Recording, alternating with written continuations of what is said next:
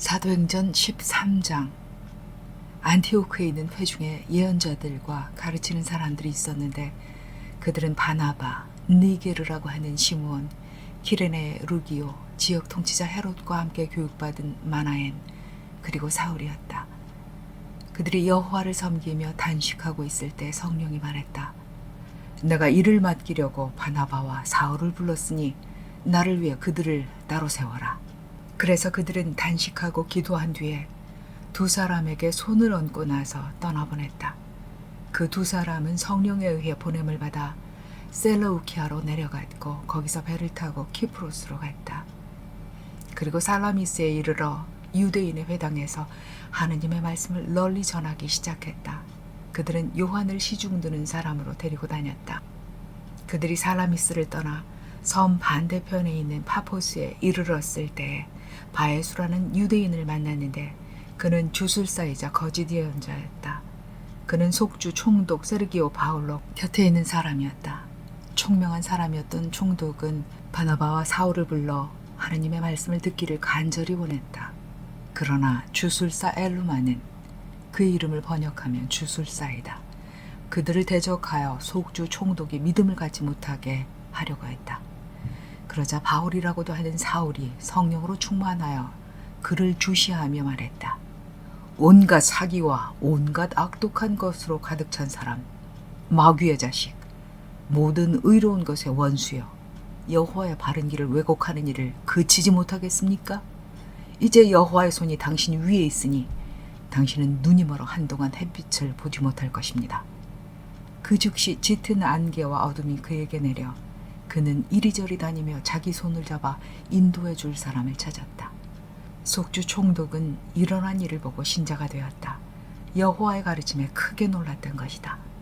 바울 일행은 파포스에서 배를 타고 떠나 팜필리아의 페르가에 도착했다. 그런데 요한은 그들을 떠나 예루살렘으로 돌아갔다. 하지만 그들은 페르가에서 계속 나아가 피시디아의 안티오크로 갔다. 그리고 안식일에 회당에 들어가 앉았다. 율법과 예언서의 공개 낭독이 끝나자 회당 책임자들이 그들에게 사람을 보내어 말했다. 형제 여러분, 이 사람들을 격려할 말씀이 있거든 해주십시오. 그래서 바울이 일어나 손짓을 하며 말했다. 이스라엘 사람들과 하느님을 두려워하는 여러분, 들어보십시오. 이스라엘 백성의 하느님께서는 우리 조상들을 선택하셨습니다.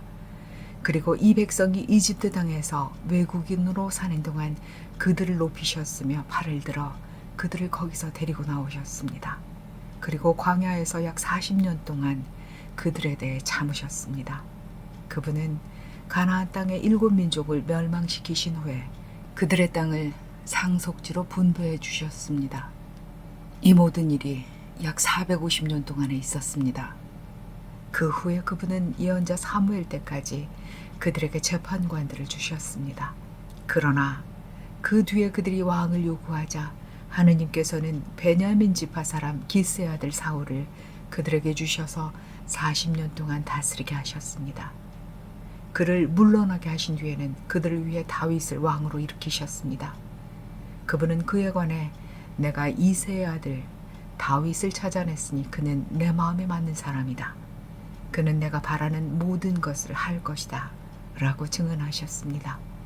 하느님께서는 약속하신 대로 그의 자손 가운데서 구원자 예수를 이스라엘에 보내주셨습니다. 그분이 오시기 전에 요한은 이스라엘의 모든 백성에게 회개의 상징인 침례를 공개적으로 전파했습니다. 요한은 그의 행로를 마칠 무렵에 이렇게 말했습니다. 여러분은 나를 누구라고 생각합니까? 나는 그분이 아닙니다. 내 뒤에 한 분이 오시는데 나는 그분의 신발끈을 풀 자격도 없습니다.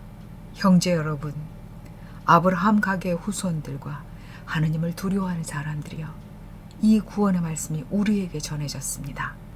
예루살렘 주민들과 그들의 지도자들은 그분을 알아보지 못하고 그분을 재판하여 안식일마다 낭독되는 예언서의 말씀을 성취시켰습니다. 그들은 그분을 죽일 만한 아무런 근거도 찾지 못했지만 빌라도에게 그분을 처형하라고 요구했습니다. 그들은 그분에 대해 기록된 모든 것을 이루고 그분을 기둥에서 내려 무덤에 뉘었습니다. 그러나 하느님께서는 예수를 죽은 사람들 가운데서 일으키셨습니다. 예수께서는 자신과 함께 갈릴리에서 예루살렘으로 올라갔던 사람들에게 여러 날 동안 나타나셨습니다. 그들이 이제 백성 앞에서 그분의 증인이 된 것입니다. 그래서 우리는 조상들에게 주어진 약속에 대한 좋은 소식을 여러분에게 전하고 있습니다. 하느님께서는 예수를 부활시키셔서 그들의 자손인 우리에게 그 약속을 온전히 성취시키셨습니다. 시편 제2편에 너는 내 아들이다. 내가 오늘 네 아버지가 되었다. 라고 기록된 것과 같습니다. 또 하느님께서는 예수를 죽은 사람들 가운데서 부활시켜 다시는 썩지 않게 하신 것에 대해 이와 같이 말씀하셨습니다. 내가 다윗에게 약속한 충실하고 충성스러운 사랑을 너희에게 베풀겠다. 그러므로 또 다른 시편에도 이런 말씀이 있습니다. 당신은 당신의 충성스러운 자가 썩지 않게 하실 것입니다. 그런데 다윗은 자기 세대에 하느님을 섬기다가 죽어 잠들어 조상들과 함께 뉘어져 썩고 말았습니다. 그러나 하느님께서 일으키신 분은 썩지 않았습니다. 그러므로 형제 여러분은 이것을 알아야 합니다. 이분으로 말미암아 죄의 용서가 여러분에게 선포되고 있으며 모세의 율법으로는 무죄로 인정받을 수 없었던 모든 일에서 믿는 사람은 누구나 이분에 의해 무죄로 인정받는다는 것입니다. 그러므로 예언서에서 말하는 것이 여러분에게 닥치지 않도록 주의하십시오. 보라, 너희 비웃는 자들아, 놀라고 죽어 없어져라. 너희의 날에 내가 한 가지 일을 하리니 누가 너희에게 자세히 이야기해 주어도 너희가 결코 믿지 않을 그런 일이다. 그들이 나갈 때 사람들은 다음 안식일에도 이런 말씀을 더 들려달라고 간청했다. 회당에서 집회가 끝난 뒤에 유대인들과 하느님을 숭배하는 개종자들 중 많은 이들이 바울과 바나바를 따랐다. 두 사람은 그들에게 이야기하면서 하느님의 과분한 친절 안에 머물라고 권했다. 다음 안식일에 거의 온 도시가 여호와의 말씀을 들으려고 함께 모였다. 유대인들은 무리를 보고 질투로 가득 차서 바울의 말을 반대하며 모독하기 시작했다. 그러자 바울과 바나바가 담대하게 말했다. 하느님의 말씀은 먼저 여러분에게 전해져야 했습니다. 그러나 여러분이 그것을 배척하고 영원한 생명을 얻기에 합당하지 않은 사람이라고 스스로 판단하기 때문에 우리는 이방 사람들에게 갑니다. 사실 여호와께서는 이러한 말씀으로 우리에게 명령하셨습니다.